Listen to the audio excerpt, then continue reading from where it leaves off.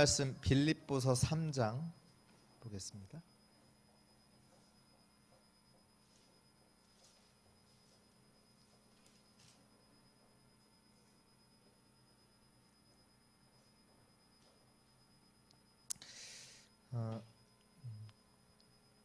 우리 17절부터 볼까요? 17절부터 21절까지 한 절씩 교독합니다. 형제들아 너희는 함께 나를 본받으라. 그리고 너희가 우리를 본받은 것처럼 그와 같이 행하는 자들을 눈여겨보라.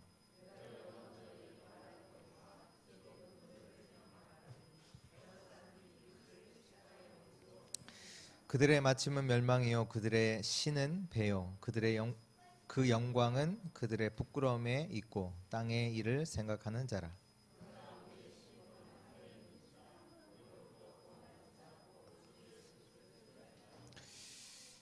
같이 읽겠습니다. 그는 만물을 자기에게 복종하게 하실 수 있는 자의 역사로 우리의 낮은 몸을 자기 영광의 몸의 형체와 같이 변하게 하시리라. 아멘.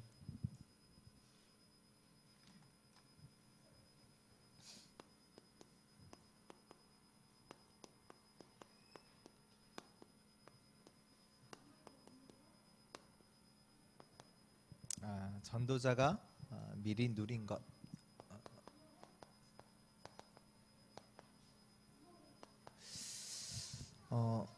어떻게 보면 지금 이제 빌립보서 3장의 이 말이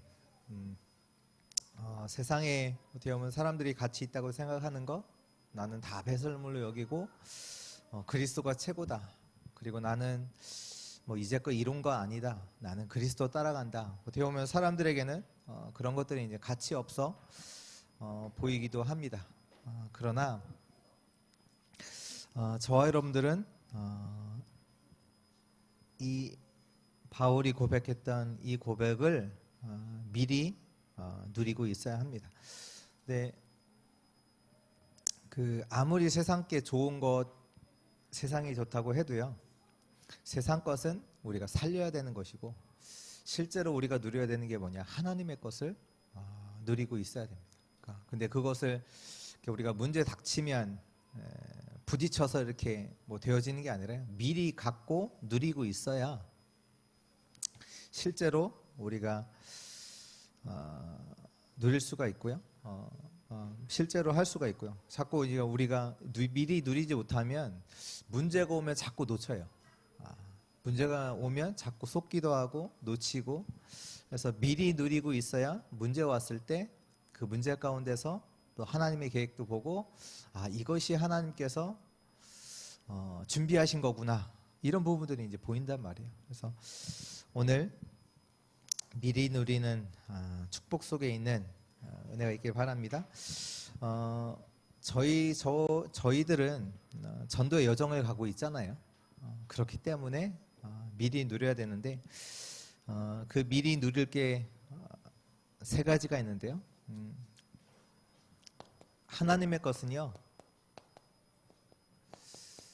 응답이 아니라 상태입니다. 영적인 상태가 더 중요합니다. 빌립보서 1장 12절에서 14절에 보면 바울이 감옥에 갇혔는데 그때 어떤 일이 일어났냐? 그러면 바울이 감옥에 갇힌 것 때문에 시험에 드는 사람들도 있었을 건데, 또 반대로 바울은 뭐라고 하냐? 내가 감옥에 갇힌 것 때문에 예수의 복음이 더 증거되었다. 그렇잖아요. 바울이 감옥에 갇혔으면 어떻게 보면 전도 운동 속에서 지금 엄청난 그 전도 운동이 막히는 거라고 사람들은 생각하지만, 그러니까 그런 때마다 우리가 못 누리거든요. 어떤 문제가 터졌을 때 실제적으로 누리지 못하거든요. 근데 바울은 뭐라고 하냐? 내가 갇힌 것 때문에 이 예수 그리스도의 복음이 더 증거된다. 응답이 아니라 우리의 영적인 상태. 또 빌립보서 2장에 보면 우리가 이제 고통을 받는데, 그러면서 뭐라고 말하냐면 그리스도께서도 고통을 받아가시지 아니냐? 당연히 우리가 고통받는 거 너무나 당연하다. 또 오늘 읽었던 3장 이 말씀에도 보면 실제로 뭐 바울이 한 게 없었습니까? 많았잖아요. 그런데 내가 한 게 없다. 나는 예수 그리스도에 잡힌 바 된 그것을 내가 잡으려고 달려간다. 내가 부르심의 상급, 부르심의 그 상을 위하여 내가 달려간다. 이것이 바울이 평소에 갖고 있었던 미리 누리는 영적인 상태예요. 이 속에 있기 때문에 어떤 일이 일어나든 상관이 없는 거예요. 어떻게 보면 사람들은 이제 문제 만나서 그것 때문에 자꾸 사단에게 속잖아요. 근데 이 상태에 있는 바울에게는 절대로 사단은 어떻게 공격할 수가 없어요. 사단이 무릎 꿇게 돼 있는 겁니다. 어떻게 보면 저희가 사는 게 고통이잖아요. 사는 게 고통이잖아요. 근데 바울도 얘기를 했거든요. 내가 천국에 가는 게 난 더 좋다. 그렇게 얘기했거든요. 천국에 가는 게 더 좋다. 왜? 내가 사는 것보다 하나님께 가는 게 훨씬 낫지 않냐. 그러면서 뭐라고 했냐. 그런데 내가 이 땅에 사는 이유가 뭐냐. 너에게 복음을 전하기 위해서 내가 지금 사는 것이다. 맞잖아요. 우리가 살든지 죽든지 이 복음 때문에 사는 거지 뭔가 더 응답을 받기 위해서 바득바득 사는 게 아니잖아요. 네. 응답이 아닌 영적인 상태. 그리고 또 우리는 여러 상황 속에 처하게 되는데요. 뭐 우리가 만나는 상황들이 늘 다르잖아요. 그 상황이 아닌 누림입니다. 뭘 누리느냐? 빌립보서 4장 6절에서 7절에 보면 아무것도 염려하지 말라. 너희가 이런 상황 처했냐? 염려하지 말라. 저런 상황 처했냐? 염려하지 말라. 오직 모든 일에 기도와 간구로 하나님께 아뢰라. 근데 그냥 아뢰는 것이 아니라 감사함으로. 왜? 우리에게는 그리스도라는 완전한 답이 이미 있기 때문에. 상황이 아닌 누림. 또 뭐라고 고백합니까? 빌립보서 4장 13절. 우리가 어디 안에 있다? 능력 주시는 자 안에 있기 때문에 그것을 누리는 겁니다. 빌립보서 4장 19절에 뭐 우리가 뭐 풍족하냐, 뭐 풍족하지 않냐, 그게 아니라 하나님께서 그 풍성한 대로 너희의 쓸 모든 것을 채우신다. 하나님이 우리의 모든 것을 아시고 채우신다. 그것을 누리는 겁니다. 그리고 세 번째는요.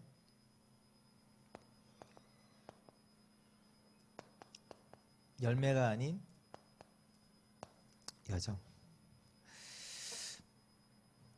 열매가 뭐 응답이 어떤 열매가 어떤 핍박이 왔다. 뭐 상관없어요. 우리는 그 전도의 여정을 가는 겁니다. 하나님의 말씀을 따라요.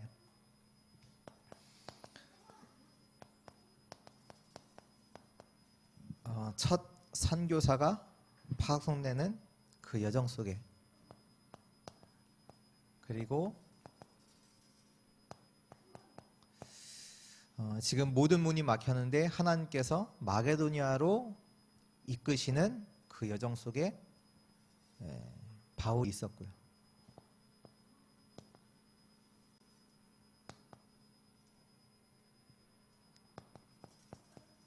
또 이 현장에서 또 성령의 역사로 시작되는 또 새로운 전도 운동이 또 에베소 지역에서 이제 또 성령의 역사로 시작되는 그 전도 운동이 일어났던 것처럼 이 세 가지 특징이 있는데요. 그게 뭐냐면 마가다락방에 임했던 그 성령의 역사가 그대로 똑같이 일어나요. 성령께서 시킨 일을 위해서 그들이 따로 세워져서 금식하며 기도했다고 나옵니다.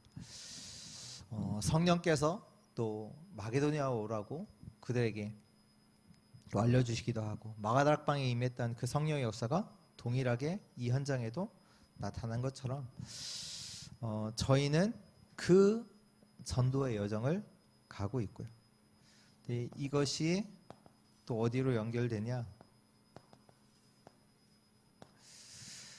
두란노에서 그 성령의 역사가 일어나게 되고 이것이 끝나는 게 아니라 사도행전 19장 21절에 내가 예루살렘에 갔다가 로마도 보아야 하리라. 그러면서 23장 11절에도 내가 로마도 여기 법정에서 또 얘기하잖아요. 로마 그리고 또 풍랑 가운데서도 내가 가이사 앞에 서야 하리라. 이렇게 하나님은 저와 여러분들을 여정 가운데로 인도하고 계십니다. 저와 여러분들이 분명히 알아야 되는 게 뭐냐? 저와 여러분들은요 하나님의 자녀예요.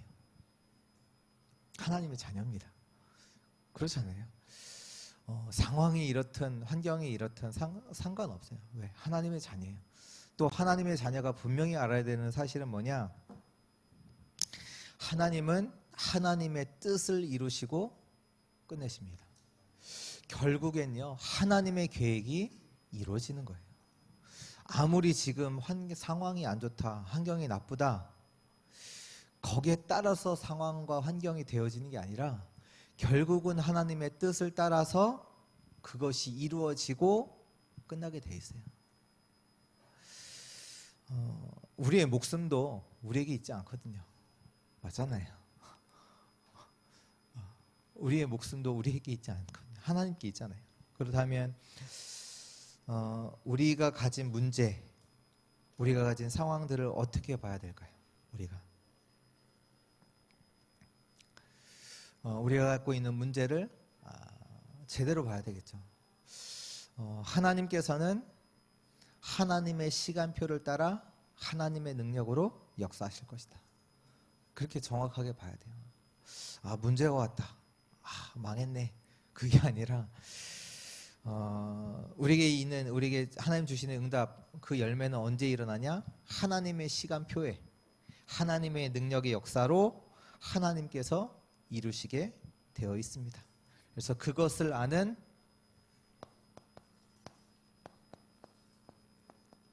전도자로 서시기 바랍니다. 하나님의 주권 속에 있는 그 안에 있는 전도자로.